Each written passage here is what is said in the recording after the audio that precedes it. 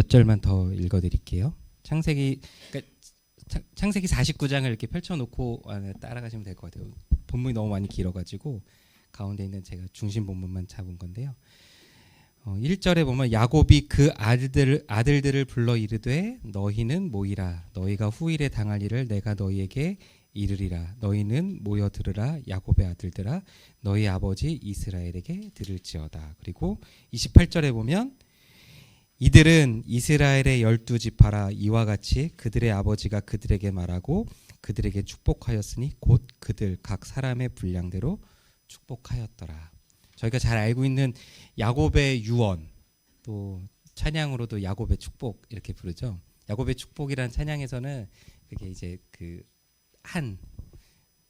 요셉에 관련돼서나 아니면 이제 유다에 관련돼서는 어떤 축복들만 뽑아 놓은 거라면은 전체 말씀을 보면은 약간 이 야곱의 유언은 좀 혼란스러워요. 이게 천천히 쭉 읽어보시면 이게 축복이 맞아? 유언을 이렇게 한다고? 하는 것처럼 굉장히 혼란스러운 본문인데 그 혼란스러운 본문의 가운데쯤에 중간쯤에 오늘 읽었던 여호와여 나는 주의 구원을 기다리나이다라는 본문이 들어가 있는데 이 본문은 유언하고 흐름이 안 맞아요. 전혀. 유언은 진짜로 야곱이 우리 성경에도 그렇지만 원문에도 보면은 야곱이 진짜 아들들에게 하는 이야기로 가다가 갑자기 하나님 앞에 드리는 기도로 바뀌어요. 요 한 절만. 그래서 이 한 절이 이 본문 전체에서 위치하고 있는 어떤 목적이 있고 또 이걸로 말미암아 야곱의 유언이 그냥 우리가 눈으로 보듯이 그냥 축복, 저주, 어떤 뭐 충고 이런 식으로 그런 것들을 어떻게 수용하고 있고 또 그런 것들로 말미암아 어떻게 이스라엘 전체가 이 12아들이 나중에 이스라엘의 12지파가 되는데 이스라엘이 하나님 앞에서 어떻게 살아가야 되는지에 관련된 중요한 일종의 어떤 북극성 같은 기준점 같은 것 역할을 하게 되는데 그 말씀들을 좀 함께 좀 나눠볼 수 있는 그런 시간이 되어지길 소원합니다. 구원은 우리에게 굉장히 중요한 의미입니다. 내세를 결정하는 문제이기도 하고 지금의 현실을 버티는 힘이기도 하고 또 미래에 대한 소망으로 나아가게 하는 일종의 의지이기도 합니다. 성서에 나타난 구원의 의미를 크게 정리하면 저 화면에 띄워줄 건데요. 이렇게 볼 수 있습니다. 정리를 한 거예요. 그래서 구원이라는 단어가 있고 여기 보시면 제 얘기를 같이 들어주시면서 보시면 돼요. 구원이라는 단어가 있고 사실 그 구원이라는 단어가 실제로 연결되어 있는 사건, 사실, 현실이라는 게 있어요. 저희가 이건 스마트폰이죠. 이건 스마트폰이라는 단어와 이 실체는 거리감이 없기 때문에 바로 이해돼요. 컵 바로 이해되죠. 사랑은요. 사랑이라는 단어와 사랑의 실체는 어때요? 거리감이 되게 멀어요. 그래서 각 사람들에게 물어보면 사랑의 의미가 다 달라요. 이 아시겠죠? 저희가 사용하는 특히 이 설교 말씀 사용하는 모든 언어들은요 대부분 거리가 멀어요. 그래서 구원이라는 의미도 되게 다양한 입장들이 있고 신학도 다양한 의미가 있어요. 목사님하고 저와 그리고 박용현 전사님 다 다르거든요. 초대교회에서는 5가지 신학이 있는데 대표적으로 캐리그마, 말씀을 선언하고 선포하는 복음을 전하는 캐리그마가 있고 디다케, 가르치는 거, 그리고 디아코니아, 봉사하고 섬기게 하는 거, 코이노니아 여러 가지들이 있거든요. 그런 신앙 앞에 저나 목사님이나 박용영 전사님이나 정정모 목사님이나 다 달라요. 영역이 다 달라요. 그런 것처럼 구원이라고 하더라도 이 구원의 의미가 성서 안에서도 굉장히 많이 다르고 발전적이에요. 오늘 그림에 보시면은 처음에 시작은 그러니까 구약에서 이야기하고 있는 구원의 의미는 개인의 구원의 의미는 거의 찾기 힘들어요. 구약에서 말하는 구원이라는 단어가 있고 그 구원의 실체는 약속된 공동체가 만들어지는 과정이에요. 하나님이 아브라함과 이삭과 야곱에게 약속하셨던 그 공동체가 이루어지는 과정이에요. 그리고 그 공동체가 이루어지면 그 구원이 임한 거예요. 그렇게 돼요. 그 두 번째는 우리 예수님을 통하여서 지금 여기서 삶의 질서가 바뀌는 하나님의 나라. 그 하나님의 나라가 임한 것. 그것을 보고 깨닫고 내가 그 속에 그 질서 안에 살아가는 것. 그게 구원이에요. 그리고 우리 이제 교회 시대로 돌아오면은 그 안에서 세상과는 세상의 주가 다스리는 세상과 다른 참주, 참신, 참 하나님께서 다스리시는 그 사회가 이게 대한 공동체 아니면 대한 사회라고 하는 건데 그 사회가 이루어지는 것. 그렇죠. 제가 자주 얘기하지만 경계를 넘지 않으면 선교가 안 되잖아요. 본래 선교의 의미는 나의 문화, 종교, 사회, 정치적 입장 모든 것들을 뛰어넘어서 거기서 내 이웃을 찾는 게 선교잖아요. 그런 것처럼 그들을 초대해서 그 하나님의 나라가 이루어지는 그 대한 세계 안에 함께 살아가게 하는 것, 구원이에요. 그리고 마지막에 우리 성서의 마지막에서 이야기하고 있는 건 새 창조가 이루어지는 것.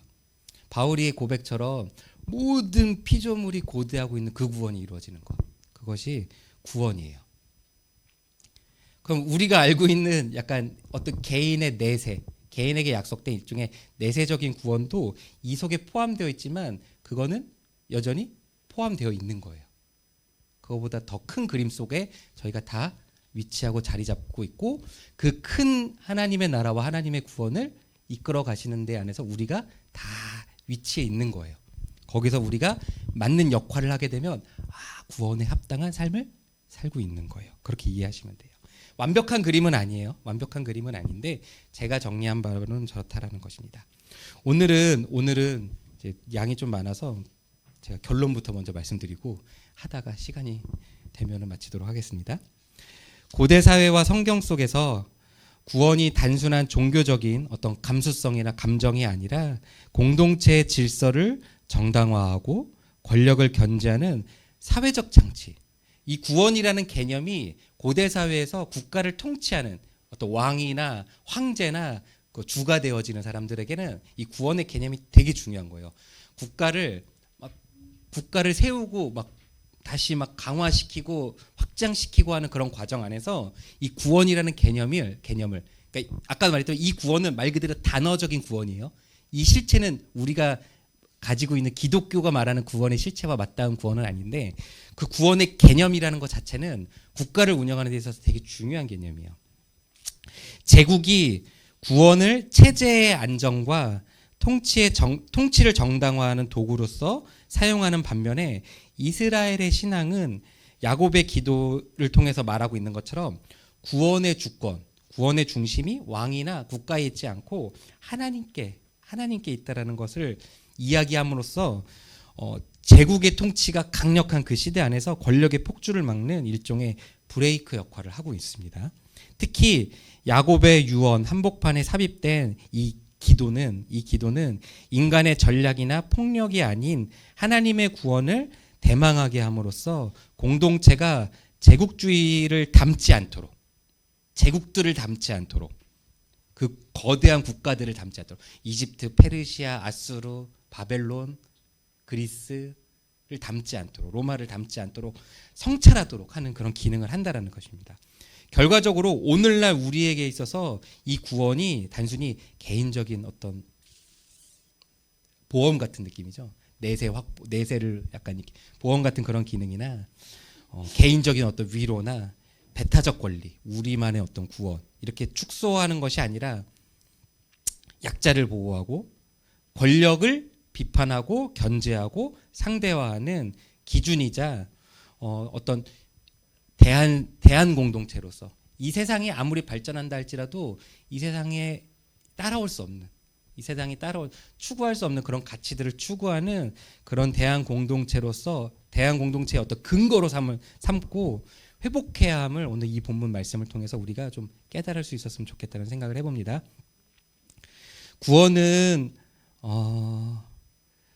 고대 사회에서 구원은 사회를 움직이는 기술이에요. 이 구원의 개념은 고대 사회에서 구원은 개인의 영혼을 구제하는 문제가 아니라 공포를 다루고 여기서 공포를 다룬다는 건 이제 두려움을 관리한다라는 거예요. 질서를 정당화하고 공동체를 결속시키는 사회적 장치로 작동을 했습니다. 나오네요. 계속 이제 보여주시면 돼요. 그래서 구원은 언제나 정치, 경제, 전쟁의 언어와도 가까웠습니다. 문제는 구원이 누구의 손에 쥐어지냐입니다. 제국이 구원의 개념을 쥐고 있으면 통치의 기술이 되는데 이스라엘이 붙들고 있으면 통치와 권력을 계속해서 상대화하고 환기시키고 경계하는 어떤 기준이 되었다라는 것입니다. 바로 그 지점에서 창세기 49장 18절의 한 줄은 언제나 구원이라는 말의 의미와 기능을 계속해서 환기합니다. 그리고 이 구원이 성경에 명시적으로 언급되어 있는 최초의 구원이라는 표현이에요. 구원이 이제 기능하는 네 가지 기능을 제가 한번 좀 요약을 한번 해드릴게요. 구원의 사회적 기능인데 아까 첫 번째 얘기했던 건 공포를 의미로 만듭니다. 폭력, 전쟁, 억압은 공동체를 사실 해체합니다. 하지만 이 해체된 공동체를 빨리 규합시키는 데 있어서 이 구원의 서사가 굉장히 큰 역할을 해요. 구원의 서사는 그 공포를 절망이나 끝이 아닌 과정과 통과로 바꾸고 고통을 무의미한 피해가 아니라 기억해야 할 사건으로 바꿉니다. 공동체가 트라우마를 이해하고 또 해석 가능하게 만들면서 현실을 버티도록 합니다. 구원이라는 서사가 그렇게 만든다라는 거예요. 그래서 어떤 고통이나 이런 현실들을 극복했던 어떤 민족들에게 이 구원 서사가 다 있어요. 특히 대한민국 전쟁을 겪고 일제시대를 겪고 산업화를 겪고 오늘의 세계의 어떤 지금 강대국이죠. 몇 가지 수치를 보니까 저희가 막 프랑스 이런 나라들보다 더 높은 수치가 나오더라고요. 요즘에는요. 그러니까 그게 뭐예요? 모든 공통 정치적인 어떤 견해를 다 달리하더라도 우리 안에 있는 기본적인 서사가 있어요. 그게 구원 서사예요. 되게 혼란스러웠던 사회를 빠르게 규합하고 안정시키는 데 되게 도움이 되는 서사를 우리가 다 가지고 있어요. 그리고 두 번째는 정체성을 만들어요. 우리는 왜 존재하는가에 답하는 가장 강력한 방식은 우리는 구원받았다라고 하는 그런 어떤 기원적인 어떤 기억이에요. 구원은 개인뿐만 아니라 민족의 자기 이해, 어떤 민족적 철학, 명분이나 정당성을 생산해 줍니다. 그래서 우리가 왜 존재하는가? 우리는 누구인가? 이런 걸 굉장히 고민하게 돼요. 그리고 세 번째, 질서를 빠르게 안정화시켜요. 구원 사건은 도덕 규범을 빨리 만드는 규범이라고 하는 거는 도덕 윤리. 그러니까 선과 악을 분명히 빠르게 정해줘요. 이건 악이고 이건 선이야. 그러면 질서가 빠르게 재편되는 거예요. 왜냐면 사람들이 가지고 있는 기본적인 속성은 어떻게 돼요? 빨리 어떻게 돼요? 선의 편에 서야 되잖아요. 그리고 그것을 계속해서 기억해낼 수 있는 예배의 형식이나 예배들이 만들어지게 돼요. 이것이 지도체계로 이어지면 혼란한 집단이 비교적 빠르게 안정되고 사회적 형태, 즉 공동체나 국가 형태를 안정적으로 갖추게 합니다. 그리고 마지막 네 번째, 권력을 합법화하거나 견제하게 돼요. 그러니까 견제는 이제 후자 이스라엘의 입장에서지만 권력을 합법화하는 데 있어서 구원의 개념이 아주 큰 역할을 해요. 구원은 누가 정당한 주체인가를 가르는 기준인데 아까 규범적이라 그랬잖아요. 어디가 선이고 어디가 악이야. 어디가 우리 편이고 어디가 악의 편이야라는 걸 빠르게 결정한다 그랬잖아요. 그래서 누가 정당한 주체인가라는 가르는 기준이 됩니다. 그래서 구원은 권력을 정당화할 수도 있고 반대로 오늘 우리가 창세기 우리 성경이 말하고 있는 구원은 하나님께 있다라는 그 고백을 통해서 권력을 절대화하지 못하도록 하기도 해요. 하지만 고대 제국들은 자신의 권력을 정당화하는 대로 이 구원의 개념을 사용했다라는 것입니다. 같은 구원이 어떤 사회에서는 통치를 강화하고 어떤 전통에서는 통치를 견제하기도 한다라는 것입니다. 그러면은 제국이 구원의 개념을 사용하는 것은 당연한 거예요. 이게 경쟁력이 있는 거예요. 고대 사회는 이 제국들이 막 빠르게 경쟁하는 시대거든요. 군사적으로, 정치적으로, 저희도 이제 대하 드라마, 뭐 왕건, 막 이런 드라마들 보면은 그 세 나라들이 엄청나게 치열하게 경쟁하잖아요. 그러니까 어떤 그 경쟁 주체들이 빠르게 자신들을 강화하고 안정화시키느냐. 그래야지 경쟁에서 빨리 이겨나가죠. 그러니까 이 경쟁력을 확보하는 데 있어서 이 구원 개념 되게 중요한 거예요. 고대 제국이 말하는 구원은 흔히 이런 형태를 띱니다. 황제가 곧 구원자다. 질서의 원천이다라고 하는 거예요. 그래서 자주 말씀드리는 거지만 우리 박 씨는 조상이 뭐죠?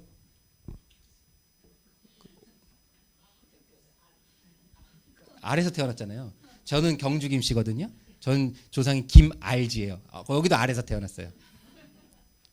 자기를 빠르게 어떻게 하는 거예요? 질서의 원천으로 선언하는 거예요. 나는 사람이 아니야. 사람이 아니야. 나는 신이야. 달라. 그래서 질서의 원천으로 선언하는 거예요. 그리고 구원은 평화, 풍요, 안전처럼 내가 만든 질서와 체제의 결과물이야. 결과물이야. 이렇게 얘기하는 거예요. 그렇게 되면 반대, 곧 혼돈, 불경, 반역이 되는 거예요. 반대는요. 신의 명령에 거부하는 거니까. 저희 궁에 보면은 이렇게 관심법을 쓰잖아요. 뭐 법도 없고 질서도 없어요. 그냥 기분에 안 내키면 다 그냥 다 쳐내리잖아요. 그러니까 그거는 단순히 우리의 지금의 현대의 눈으로 봤을 때 저런 게 어디 있어 이렇게 했을지 몰라도 그때는 이제 신이 내리는 결정이니까 그것에 대해서 두려워만 하지 어떻게 할 수 없어요. 근데 또 그 눈에 잘 보이면 안정이 보장되고 출세가 보장되는 거죠. 두려움이 관리되는 거예요. 그런 식으로. 그래서 정당성의 단일화, 이거 오늘날 정치적인 용어로 표현하면 전체화라고 해요. 전체주의 이렇게 얘기하잖아요. 그래서 구원이 곧 체제가 되고 내부 통제, 즉 내부 통제가 잘 빠르게 되는 거예요. 대신 이견, 다른 의견은 어떻게 돼요? 비정상으로 분류가 돼요. 비정상으로 분류가 돼요. 그래서 고대 정치에서 항상 상대를 딱 제거할 때 쓰는 게 뭐냐면 상대를 뭘로요? 이단으로 규정하고 정지에서 빠르게 처단하는 것을 볼 수가 있습니다. 그리고 동원의 속도, 나라가 빨리 돌아가요. 전쟁, 조세, 노동, 군사 모집이 아주 빨라져요. 이 구원의 개념을요. 그리고 서사의 독점, 우리가 너를 살렸다, 내가 너를 살렸다, 이 국가가 우리를 살렸다, 이런 개념이 되는 거예요. 그럼 이것은 좀 어려운 표현이긴 하지만 피지배층의 상상력을 점유하는 거예요. 이 북한이 항상 주체사상이라고 하는데 주체사상보다도 그 위에 뭐가 있어요? 기원서사가 있어요. 그래서 김일성이나 이런 사람들 신이잖아요. 막 어떤 신성을 가지고 있잖아요. 그런 식으로 피지배층, 북한 주민들은 태어나자마자 어릴 적부터 그런 교육을 받아요. 그러니까 제국의 통치가 그래요. 이스라엘이 이집트에서 노예로 태어날 때, 태어나면서부터 노예잖아요. 노예로 태어날 때 이집트의 신화 같은 이야기들을 부모들이 막 들려주거든요. 그런 이야기들이 아이들이 좋아하니까 상상력을 자극하니까. 하지만 그것이 피지배층의 상상력을 점유하는 거예요. 그래서 자신의 운명을 자연스럽게 받아들이게 하는 거예요. 우리는 원래 이렇게 태어났고 왕의 조상은 애초부터 뭐였어? 신이었어라고 인정하게 되는 거예요. 그래서 고대 경쟁 환경에서 이런 제국형 구원의 개념은 아주 강력한 무기예요. 하지만 그 힘은 곧 위험이기도 해요. 위험. 구원이 국가체제의 성과로 고정되면 구원은 권력의 소유물이 되고 그 권력은 스스로 성찰, 견제할 언어를 잃어버리고 스스로를 절대화, 신성화, 즉 우상이 되는 거예요. 구약의 구원은 하지만 다르게 작동합니다. 구약에 나와 있는 하나님이 주신 구원은 권력을 만들지만 권력을 구원으로 바꾸지는 못해요. 하나님의 구원이 권력을 만들긴 하지만 권력을 구원으로 바꾸진 못해요. 이스라엘의 구원은 분명 정체성과 공동체와 질서를 만들어요. 하나님이 주신 구원이. 하지만 동시에 그 구원은 제국처럼 왕, 국가의 성과로 이야기되지 않도록 텍스트 내부, 성서에서 계속 환기장치가 작동되도록 합니다. 우리 잘 알고 있는 열왕기 상하, 역대 상하를 보시잖아요. 보시면은요, 성서는요, 왕의 업적에 관심이 없어요. 그리고 국가가 번영한 거에 크게 관심이 없어요. 읽어보시면 나와요. 어떤 역사책에 왕의 업적을 찬양하지 않고 국가의 업적을 찬양하지 않는 역사책이 어디 있어요. 하지만 성서는 왕의 업적에 관심이 없어요. 오직 관심은 뭐예요? 왕이 하나님처럼 자기 백성을 사랑하고 그들 사이에 일어나는 모든 분쟁과 모든 일들에 대해서 공정하고 공평하고 정직하고 정의롭게 판결을 내렸느냐, 이거 하나만 봐요. 우상을 숭배했느냐 안 했느냐, 여호와를 경외했느냐 안 했느냐, 이것만 봐요. 즉 구원의 주어를 왕이 아니라 여호와 하나님께 고정합니다. 왕권이 커질수록 위험은 왕은 곧 구원, 왕은 곧 신 이것이 되는데 구약은 끈질기게 구원은 여호와께라고 되돌립니다. 국가가 커져도 정치를 잘해도 경제적으로 부유해져도 구원은 국가의 소유물이 아닙니다. 출애굽의 기억 이거는 억압의 반대 기준을 놨는데요. 우리는 종이었고 하나님께서 우리를 건져주셨어. 우리를 구원하셨어라는 기억은 공동체가 타인을 다시 종으로 만들 때 스스로를 경계하고 절제하게 만들어요. 현실적으로는 이스라엘의 노예제도가 있었고 노예가 있었어요. 하지만 그럼에도 불구하고 율법과 제도는 어떻게 해요? 이 종들이지만 지금은 종이지만 이후에는 어떻게 돼요? 다 해방과 자유를 꼭 약속해 줘야 돼요. 현실에서 이게 지켜지지 않으면요 하나님이 이스라엘을 심판하세요. 그러니까 이들이 종으로 삼지 못하는 이유, 이들이 노예를 삼지 못하는 이유는 뭐예요? 자신들도 과거에 노예였지만 하나님이 우리를 해방시켜줬어. 그걸 구원의 기억으로 받아들이고 있기 때문이에요. 굉장히 중요해요. 그래서 이스라엘의 국가는 상대를 지배해도 그들을 노예 삼지는 못해요. 이거 어기게 되면요 심판당해요. 구약에 실제로 그런 사건들이 나오고요. 구원 기억은 권력 강화와 권력에 대한 병리적 중독에 대한 자가 면역, 자기 비판의 장치로 계속 활동을 해요. 내가 아무리 잘나도 어떻게 생각해야 돼? 왕이라도 할지라도 나는 여전히 하나님의 구원이 필요해라고 생각을 해야 되는 거예요. 예언자의 전통은 선지서들을 이야기하는 거예요. 예언자의 전통은 구원을 체제 비판의 언어로 가동을 해요. 혹시라도 왕이나 제사장이나 백성들이 국가가 그런 교만한 마음을 가지게 되면 이 구원의 개념을 환기시켜주는 역할을 하는 게 선지자고 예언자들이에요. 성전, 왕권, 제사가 구원을 독점하려는 순간 예언자들은 정의와 긍휼을 들고 와서 구원을 다시 본질로 환기시킵니다. 구원은 통치의 장식이 아니라 통치와 권력에 대한 재판, 심판의 기준이 되는 거예요. 이 흐름 속에서 구원은 단지 질서 안정의 기술이 아니라 질서의 폭주를 멈추는 브레이크가 됩니다. 그러면 본문에서 49장 18절이 하는 역할에 대해서 네 가지로 제가 정리를 한번 해볼게요.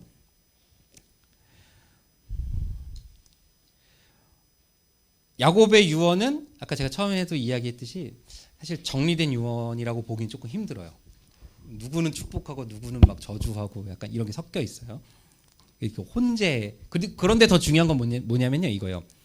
축복을 받은 자녀들은 좋은데 축복을 받지 못한 자녀들에게 뭐 돌이켜라 그러면 안 된다 충고하지 않아요. 또 마치 이게 너의 운명이야, 넌 원래 이런 사람이야 하는 것처럼 그냥 끝나버려요.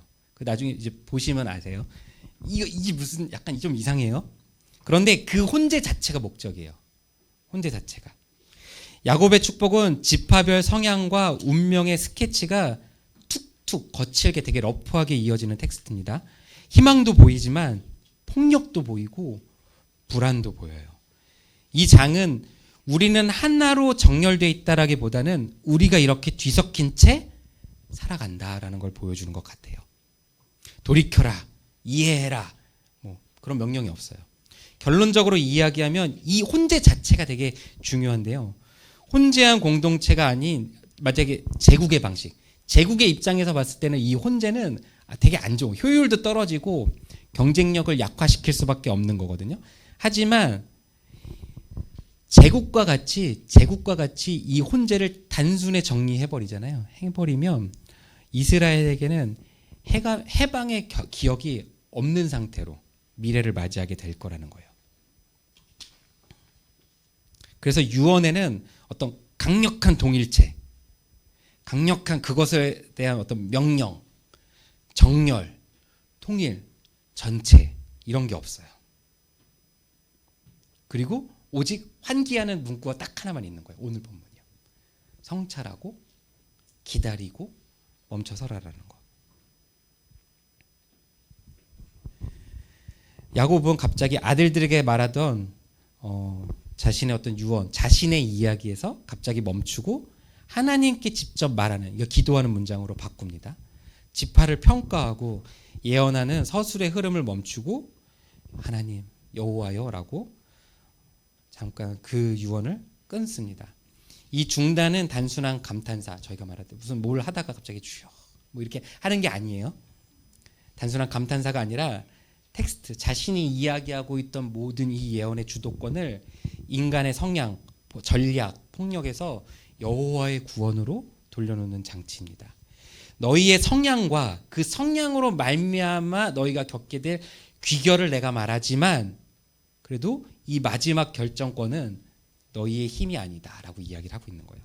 이 한 줄이 없으면 창세기 49장의 결과는 똑같아요. 지파 간의 서열을 결정하고 우열을 결정하고 권력관계를 결정하고 경쟁 체제를 만들게 되고 그 중에서 일부는 낙오하게 돼요. 이 유언대로라면 지파 간에 이미 서열이 끝난 거예요. 지파 간에 우열이 결정된 거예요. 권력관계도 형성이 된 거예요.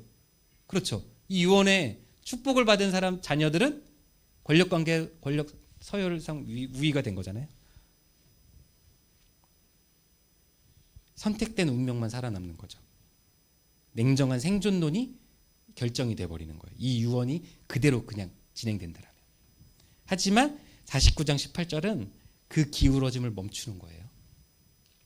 두 번째, 저희가 이 본문에 관련된 오해인데요. 많은 사람들이 이 본문 전체가 49장 전체가 야곱의 유언, 축복을 미래 권력 또는 인정받은 사람을 위한 축복 어떤 정당한 어떤 본문으로서 저희가 이해하게 하지만 사실 이 본문에 48장 19절이 위치한 본문은 단에 관련된 자녀 중에서 단 지파에 관련된 그 맥락 가운데 있는 기도문이라는 거예요. 49장 18절은 유다의 왕권 찬양 한복판에 있는 것이 아니라 단의 뱀 기습 이미지 직후에 놓여 있다라는 것입니다. 제가 본문을 읽어드리면 이렇게 돼 있어요. 16절에 단은 이스라엘의 한 지파같이 그의 백성을 심판하리로다. 17절 단은 길섭의 뱀이요 샛길의 독사로다. 말굽을 물어서 그 탄 자를 뒤로 떨어지게 하리로다. 여호와여 나는 주의 구원을 기다리나이다. 이렇게 나오는 거예요. 위치가. 단의 비유는 지혜로운 전술일 수도 있지만 동시에 단이라는 지파가 처하고 있는 입장을 솔직하게 이야기해 주는 거예요. 정면승부를 할 수 있는 규모나 수준은 아니라는 얘기예요. 그리고 경계지대가 불안하다라는 거고 폭력적 생존 방식의 그림자가 그에게 기울어져 있다라는 걸 보여주는 거예요. 그 직후에 주의 구원을 기다린다는 말은 다음을 암시할 수 있습니다. 생존 기술이 전부가 아니다. 너의 새끼를 숨어서 말의 뒤꿈치를 무는 뱀과 같은 어떤 그런 전술이나 기술이 그 생존의 기술이잖아요. 근데 그것이 전부가 아니다. 폭력적 전술이 공동체의 최종 희망이 될 수 없다. 그래서 여기서 우리는 여호와의 구원을 기다리는 것으로 그 중심을 바꿔야 한다라는 거예요. 여기서 기다린다라는 표현이 가진 힘은 큽니다. 제국의 구원은 빠르고 즉각적 질서 안정을 약속하지만 이스라엘의 구원은 기다림을 곧 생존 방식이자 자기 정체성을 놓치지 않는 그런 연대의 힘을 만들어냅니다. 유언대로라면 12지파가 어떻게 사이좋게 지낼 수가 있겠어요? 유언대로라면 불가능하죠. 하나님의 방식은 기다림이에요. 저희가 창세기 하나님이 천지를 창조하실 때 그 새가 알을 품는 듯한 형상이 있어요. 하나님의 신이 수면 위를 운행하시는 그렇게 기록되어 있지만 그 이미지가 새가 알을 품는 이미지예요. 그게요. 이 기다림이라는 거는 그렇게 하나님의 구원을 기다린다라는 거예요. 그 시간의 질에 관련된 이야기들을 하고 있는 거예요. 세 번째 기능으로 아까도 말했지만 왕권 강화의 흐름을 상대화해요. 그럼에도 불구하고 창세기 49장을 읽다 보면 저희의 눈은 어디에 머무르게 되죠? 유다 지파의 축복에 머무르게 되잖아요. 유다에 집중된 통치에 관련된 기대가 분명히 이 본문에 있어요. 하지만 그런데도 49장 18절은 그 왕권의 언어를 이어받지 않고 오히려 왕권의 이야기가 커질수록 이 기도는 이런 기능을 해요. 왕이 있어도 구원은 왕이 아니야. 국가가 생겨도 구원은 국가가 아니야. 대의가 있어도 구원의 대의의 깃발 아래 권력이 그 구원을 독점할 수 없다라는 거야. 유다가 왕이 될 거를 예언하지만 그럼에도 불구하고 구원은 여호와께 있다라는 거예요. 유다에게 있는 게 아니에요. 구원이. 즉 49장 18절은 왕권을 부정하지 않으면서도 왕권이 구원을 독점하지 못하도록 하는 최종 근거의 재배치입니다. 이게 바로 이스라엘의 구원이 권력, 국가, 구원을 계속 환기시키는 방식이에요. 이스라엘에게 주어진 개념은 계속해서 권력을, 힘을 환기시켜요. 네 번째, 교훈의 의미가 있어요. 결속의 명분을 제공해 주는 게 아니라 결속을 정화시켜 주는 거예요. 정화. 49장 18절을 야곱의 유언과 축복을 이해하는 중심으로, 그러니까 이 49장을 전체를 다 이해하는 그 일종의 이 틀이라 그러죠. 안경을 49장 18절로 사용을 하게 되면 교훈은 이렇습니다. 공동체는 혼재한다는 거야. 공동체는 다양하다라는 거야. 공동체는 어떤 하나의 개념으로 딱 이렇게 강력하게 묶여질 수 없다라는 거예요. 사람은 성향이 다르고 좋아하는 것도 다르고 두려워하는 것도 다르고 폭력의 유혹도 있고, 그러니까 다양하다라는 거예요.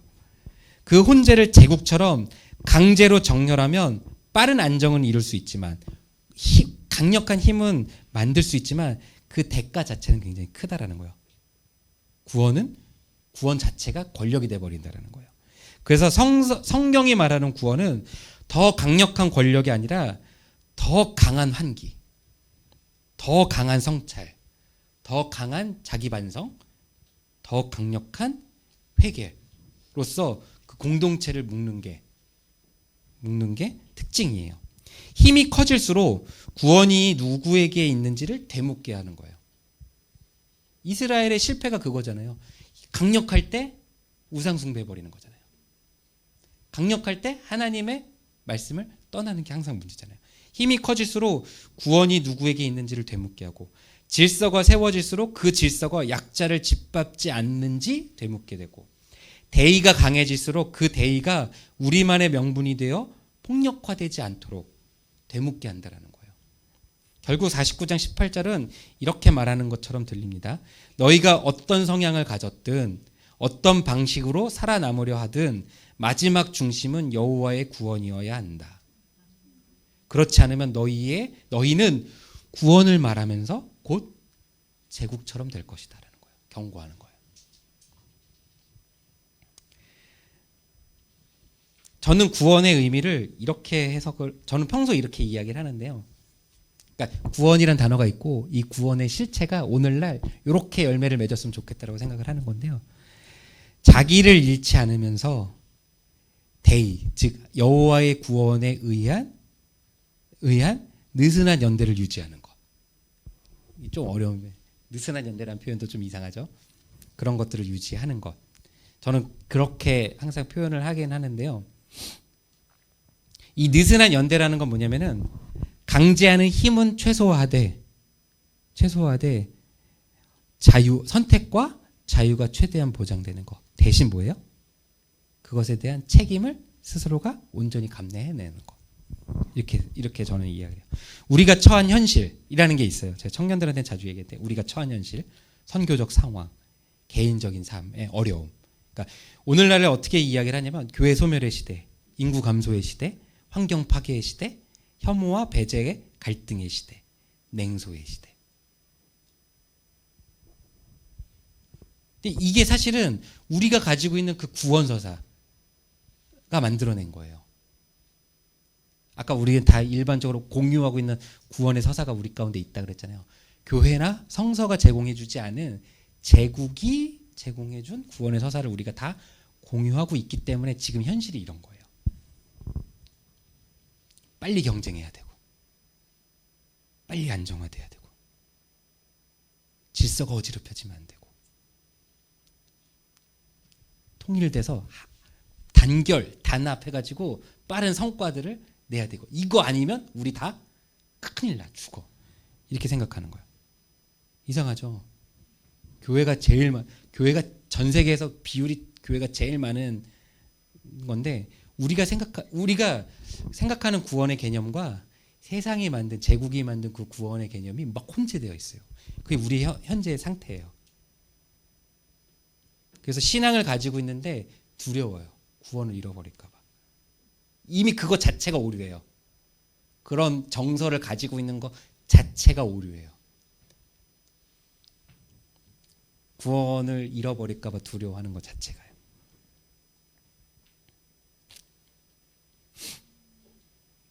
성경은 구원을 질서 안정의 기능이 있는 거 인정해요. 질서를 만들기도 하고 권력을 만든다는 걸 인정을 해요. 하지만 그 질서가 구원을 삼키지 못하도록 계속 성경은 역할을 해요. 성경의 구원의 개념 자체가요. 그래서 창세기 49장 18절은 마치 닭이 알을 품는 것처럼, 새가 알을 품는 것처럼 작동을 합니다. 혼재 속에서 어떤 뭔가 정리되지 않은 그런 상황 속에서 공동체가 제국을 담지 않도록 잡아주는 브레이크 역할을 하고, 권력이 스스로 구원이라 착각하지 못하도록 그 역할을 해내고 있는 겁니다. 잠깐 오늘날의 이제 우리의 문제들을 조금 더 구체적으로 얘기하자면 이렇게 이야기해요. 오늘의 문제는 이런 상황들을 좀 이야기하는데요. 사회가 안정되고 경제가 성장해도 이게 이상한 게 좀 있어요. 뭐냐면 개인은 그 성과에서 약간 포함되지 않는 상황들이 좀 생겨요. 우리나라 같은 경우가 개인들이 국가의 발전이나 사회의 안정이나 경쟁력을 확보하기 위해서 엄청나게 희생을 많이 했는데, 그랬지만 그거에 관련된 일종의 어떤 성과, 영광에서 개인들은 많이 배제가 된다는 거죠. 한국 현 근현대사에서 경험은 특히 대의가 개인의 희생을 전제로 작동했던 기억들을 많이 축적하고 있습니다. 그러므로 대의가 왜곡되어서 공동체를 결속시키는 언어가 되지 않고 약간 조금 개인의 희생을 그대로 그냥 수용하도록, 그래서 그걸 비판하는 언어들이 있잖아요. 저희가 다 각자 도생의 시대라고 이야기하는 것. 그래서 우리가 반대 방향의 질문을 항상 품어야 돼요. 우리는 공동체를 말하면서 어떤 국가를 말하면서 누군가를 지우고 있진 않은가라는 어떤 질문들을 조금 해봐야 돼요. 직접적으로 억압하지 않더라도 간접적인 억압도 억압이죠. 너 나가 이렇게 하지 않고 나갈 수 있는 분위기 만드는 것, 이런 것도 똑같은 거죠. 창세기 49장 18절은 바로 그 지점에서 성향과 전략과 운명이 혼재한 가운데서도 구원을 기다린다라는 기도로서 일종의 권력의 움직임이나 그런 흐름들에 대해서 멈춰라라고 이야기를 하고 있는 거예요. 그러니까 거기에는 사실 다양한 의미가 있는 거예요. 첫째 형부터 일단 첫째 맏아들부터 축복이 아니에요. 내용은요. 하지만 그것을 당장 멈추거나 돌이키라 하지 않아요. 존중해줘요. 하지만 그것의 그러한 성격, 그런 어떤 자신의 어떤 성향들을 계속 밀고 나갔을 때는 그 유언처럼 되겠죠. 그 행동에 맞는 귀결이니까. 자신이 선택하고 했던 행동에 관련된 책임이니까. 하지만 그 결말에 이르기 전에 이거 하나 기억하라는 거예요. 구원이 여호와께 있단다 라는 거예요. 그렇기 때문에 강제가 없지만 다양성을 존중하지만 또 선택과 그것에 따르는 책임의 윤리는 또 분명하게 있어요. 이 기다림은 개인을 체제의 속도로 밀어붙이지 않는 태도이기도 하고, 공동체가 성과로 자신을 정당하기 이전에 고통을 멈추게 하는 브레이크이기도 합니다. 탄식의 자리를 보장하고 자신의 위치와 맥락을 찾을 수 있는 자리를 마련하고 기다림의 시간을 보장하는 것, 속도보다 곧 온도라고 계속 이야기를 하고 있는 거예요.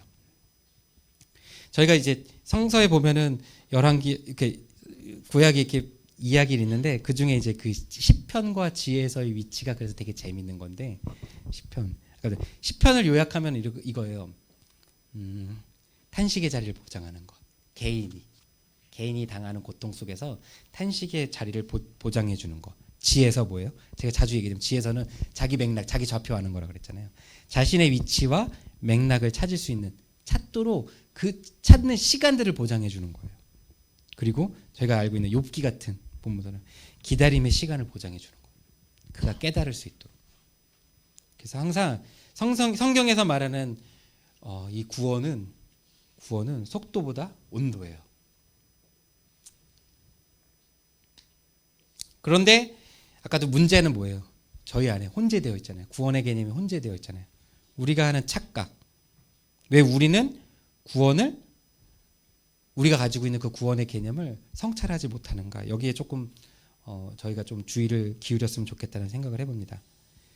구원을 믿어라라는 이야기는 많지만 구원을 구원답게 유지하라는 그런 질문들을 저희가 다 잘 생각하지 못해요. 아까도 말했지만 구원에 합당한 삶에 대해서 우리가 질문이 없거나 고민이 많이 없다라는 거예요. 창세기 49장 18절이 작동하는 방식대로라면 오늘의 우리는 다른 지점에서 구원의 본질을 계속 놓치고 있습니다. 구원을 오해하는 것들을 제가 하나 짚어드릴게요. 나와 내 편의 면허로 바꾸는 순간 구원은 왜곡돼요. 나와 나의 편을 딱 가르는 일종의 면허, 기준으로 바꾸는 순간. 그러니까 구원은 본래 폭력과 억압을 견제하고 경계하는 그런 언어인데 우리는 종종 구원받은 우리를 근거로 타자를 밀어내요. 우리와 다른 사람들을 다 구원 바깥으로 밀어내는 역할을 한다는 거예요. 누군가를 낙인 찍고 이렇게 얘기하죠. 저들은 위험해. 공동체 밖으로 밀어내며 저들은 우리와 달라. 그 배제를 의로움으로 포장하기도 하고 그러나 이 순간 구원은 더 이상 브레이크가 아니라 배제의 엔진이 되어버리는 거예요.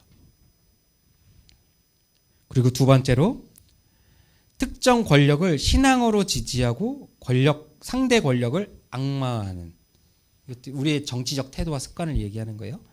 제국의 구원은 체제는 곧 구원이다라고 이야기한다라고 제가 말씀드렸잖아요.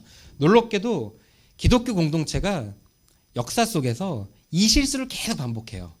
역사 속에서. 그래서 특정 권력과 결합해 저 체제가 우리를 지킨다라는 구원서사를 만들고 반대편은 악마화하며 신앙을 정치적 충성의 도구로 축소해버려요. 이때 구원은 여호와께라는 고백이 사라지고 구원은 우리의 편, 우리 편이 곧 구원이다라는 구호만 남게 돼버린다라는 것입니다. 창세기 49장 18절은 바로 이 지점을 겨냥해 구원의 주체를 권력에서 하나님께 되돌리라고 말하고 있다는 것이에요. 저희도 알겠지만 이스라엘의 역사에서도 그 권력투쟁 때 엄청나게 많은 살인들이 있죠. 야곱의 형제들 안에서. 그렇게 돼버리는. 하나님 절대 결코 그거 용납하지 않으세요. 우리가 그 역사 속에서 교회가 이 실수를 계속 저질러요. 오늘날도 마찬가지인 것 같아요. 제 생각에는. 냉정하게 보면. 그리고 차별. 질서의 안정이 약자의 존엄보다 우선되도록 만드는 거예요. 질서는 반드시 필요합니다. 그러나 성서의 구원은, 성경에 말하는 구원은 질서가 약자를 삼키지 못하도록 계속 환기시킵니다. 질서를. 오늘의 우리는 종종 안녕과 안정을 앞세워 차별을 합리화합니다. 사회가 혼란해진다. 질서가 무너진다. 나라가 망한다. 이 논리는 제국의 언어랑 똑같아요. 질서, 섭리가 구원을 대신할 때 구원은 그 본질을 잃어버립니다. 질서가 우리를 구원하는 거 아니에요. 환경의 파괴. 이게 구원을 정복이다라고 생각하는 거랑 똑같은 거예요. 구원을. 현대의 가장 큰 맹점 중에 하나는 구원을 자기 사회 내부의 문제로만 축소하는 거예요. 우리 대한민국 현실 상황 안에서 우리가 살아가면서 이 안에서 어려움을 만나게 되고 그 어려움을 극복하기 위해서 신앙을 활용하고 신앙이 도움이 되잖아요. 하지만 우리가 이 사회 안에 있는 내부의 문제로만 이 구원의 문제를 생각해버리면은 굉장히 큰 실수를 저지르게 돼요. 이렇게 돼요. 창조 세계의 파괴는 약자가 먼저 재난을 당하게 돼요. 제가 에너지 얘기 계속 하잖아요. 전 세계 에너지를 다 누가 써요? G20이 다 써요. 그런데 자연재해가 일어나면 어디가 제일 먼저 피해를 당해요? 섬나라들이 제일 먼저 피해를 당하죠. 그러는 거예요. 구원을 자기 사회 내부의 문제로만 인식하게 되면 외부가 파괴되는 것에 대해서 무감각해진다는 거예요. 생태계 위기는 가장 가난한 이들에게 더 가혹하고 풍요를 구원의 표지로 삼을수록 이 파괴는 가속화돼요. 우리가 왜 잘 살아야 되는 데를 물어봐야 돼요. 왜 스마트폰은 더 빨라져야 되는데? 왜 더 빨라져야 되는데요? 이유를 찾아야 돼요. 이걸 더 빠르게 하면 지구 반대편은 물에 잠겨요. 구원이 진짜로 억압에 대한 해방이라면 인간뿐만 아니라 삶의 토대, 땅, 생명, 미래 세대까지도 포함해야만 해요. 우리의 구원이 그렇게 소중한 거라면. 바울이 말했잖아요. 피조 세계가 고대하는 구원. 이거를 신학적으로는 세계의 총괄갱신이라고 얘기해요. 이것을 목적하지 못하는 구원. 이것을 어떤 소망으로 바라보고 그것을 추구하지 못하는 구원은 대단히 잘못된 거예요. 틀린 거예요. 잘못된 것이고, 이게 한나 아렌트 얘기했던 것처럼 모르는 거예요. 난 몰라서 어쩔 수 없어. 내가 모르는데 어떡해. 몰랐는데. 이걸 뭐라 그래요? 한나 아렌트는 악의 평범성이에요. 평범한 얼굴을 하고 있는 거야. 몰랐어. 모르는 것도 하나님 분명히 책임을 우리에게 물으십니다. 타인의 삶을 파괴하는 걸 하나님은 절대 정당하지 않으세요.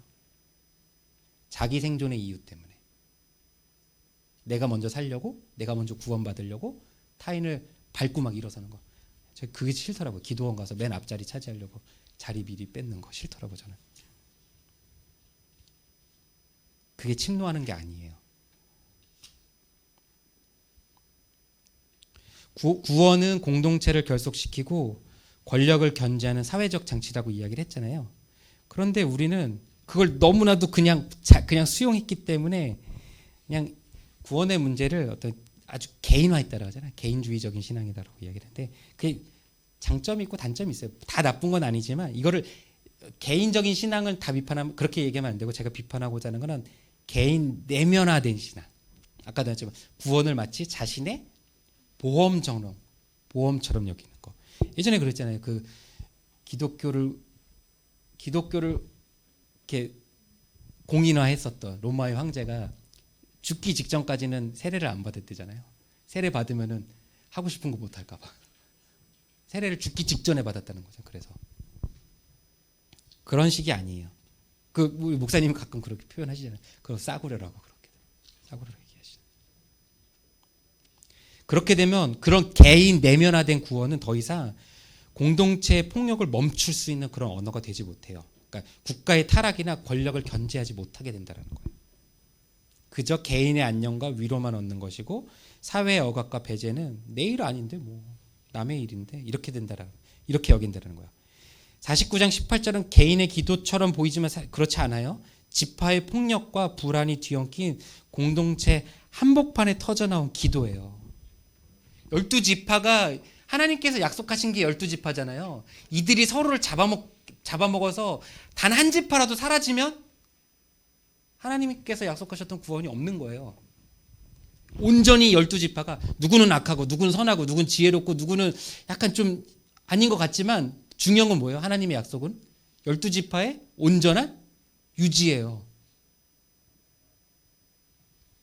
그게 구원이라고요. 이걸 놓치면 구원은 개인화되는 거예요. 자꾸 읽으면서 저희는 막 요셉에게 난 요셉과 같은 사람이고 나는 유다 같은 아니에요. 거기 말하는 모든 성격에 우리 다 있어요. 나는 어떤 사람은 거칠고 어떤 사람은 욕심이 많고 어떤 사람은 약간 좀 비겁하기도 하고 다 들어있어요. 우리가 다 들어있어요 거기요. 그런데 그것도 다 오케이 인정한다라는 거예요.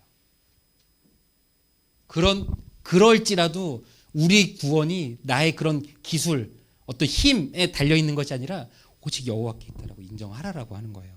그것이 우리를 지탱하고 버티게 하고 하나 되게 한다는 거예요. 내 성격이 급하니까 모두 다 급한 거에 맞춰. 내 성격이 뭐 하니까 이거에 다 맞춰. 그건 아니라고요. 그게 아니라고요. 효율적이겠죠. 그러면 우리 공동체가 막 빠르게 움직이고 뭔가 지금 해야 될 거 으쌰 하면서 막 하겠죠. 효율이 좋다라는 거죠. 하지만 그 효율이 뭘 뺏어가요? 기억을 뺏어간다고요. 구원에 관련된 기억을 뺏어간다고요.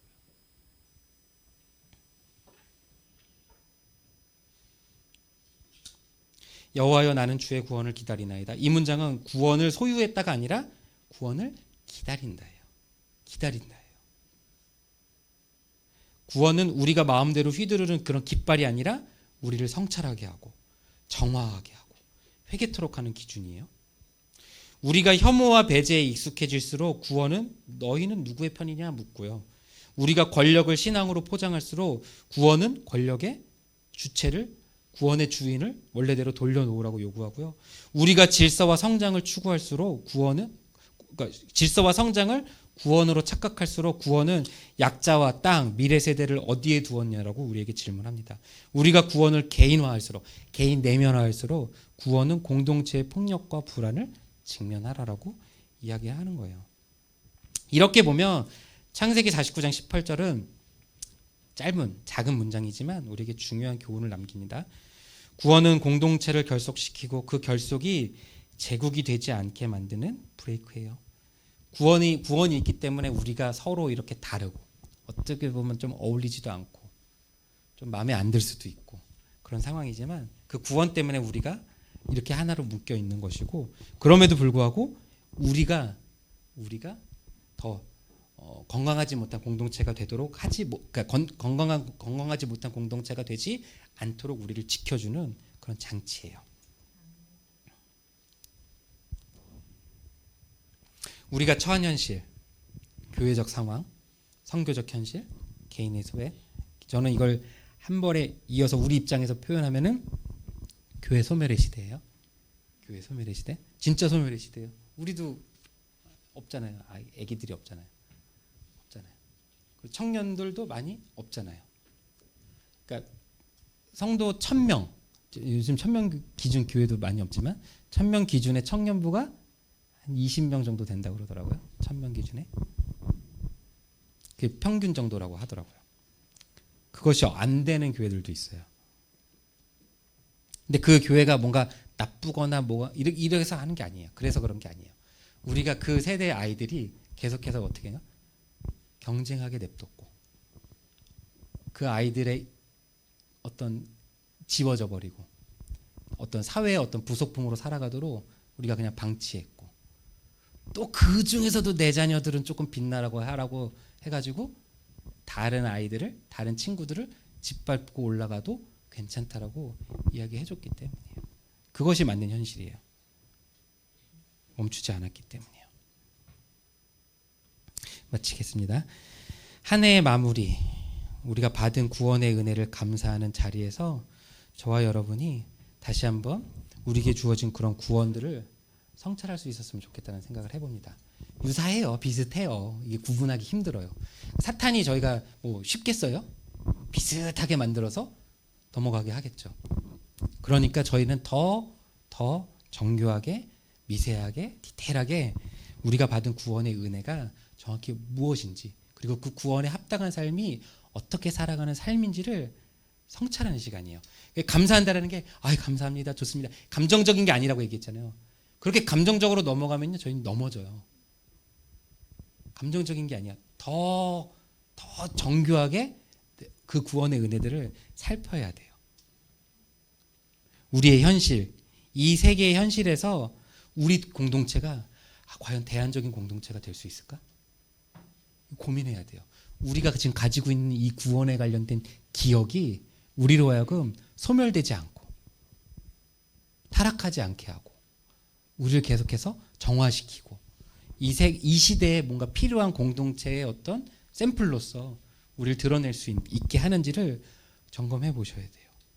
우리 안에 우리가 직접 나가서 세상을 막 변혁시키는 어떤 그런 주체적인 어떤 행동주의라고 하죠. 행동주의 어떤 개혁으로서 우리가 못할지라도 우리 안에 예언자적인 목소리.